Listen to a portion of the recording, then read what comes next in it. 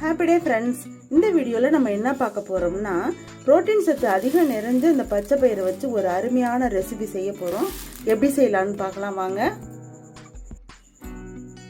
1/2 kilo அளவுக்கு பாசிப்பயிறு எடுத்திருக்கேன். இதோட நம்ம ஒரு 2 ஸ்பூன் அளவுக்கு இட்லி அரிசி சேர்த்துக்கலாம். 2 ஸ்பூன் அளவுக்கு நம்ம இட்லி அரிசி எடுத்துக்கலாம். இதை தண்ணியில் நல்லா சுத்தமாக அலம்பிட்டு ஒரு 2 மணி நேரம் ஊற வச்சிடணும். நல்லா 2 தடவை சுத்தமாக அலம்பிட்டு ஊற வச்சுக்கலாம். நல்லா இந்த மாதிரி சுத்தமாக அலம்பிட்டு அப்புறமா நம்ம ஊற வச்சுக்கலாம்.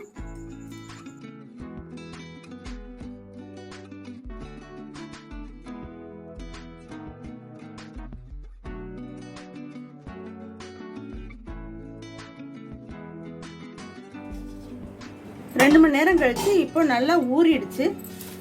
இதை நம்ம மிக்ஸி ஜாரில் சேர்த்து அரைச்சிக்க போகிறோம்.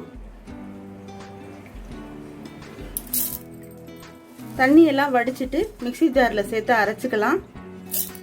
ஒரு துண்டு இஞ்சியும் இதோட சேர்த்து அரைச்சிக்கலாம். மாவுக்கு தேவையான உப்பு சேர்த்துக்கலாம். ஒரு முறை லேசாக அரைச்சிட்டு கொஞ்சமாக தண்ணி சேர்த்து அரைச்சிக்கலாம். நல்லா நைஸா இந்த மாதிரி அரைச்சுக்கணும். நைஸா அரைச்சுக்குங்க, அப்பதான் சீக்கிரமா வேகும்.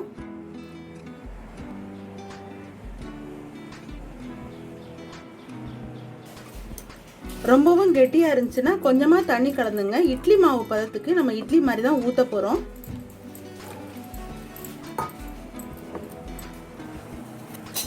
வெயிட் லாஸ் பண்ணணுங்கிறவங்க இந்த மாதிரி துணி போட்டு இதை ஊத்திக்கலாம். இல்லைன்னா நீங்க எண்ணெய் தடவிட்டு கூட இட்லி தட்டில் எண்ணெய் தடவிட்டு கூட இந்த மாதிரி இட்லி மாதிரி ஊற்றி எடுத்துக்கலாம்.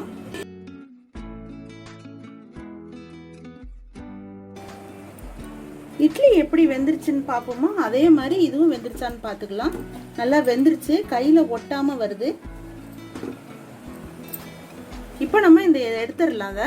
ஆவியில் வேக வச்ச இந்த பச்சை பயிறு இட்லியை அப்படியே மெல்லமாக உதுத்து விட்டுக்கலாம். நல்லா இந்த மாதிரி சின்ன சின்னதாக அழகாக உதுத்து விட்டுக்கலாம்.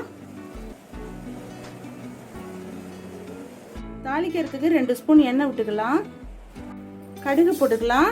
தாளிக்கிறதுக்கு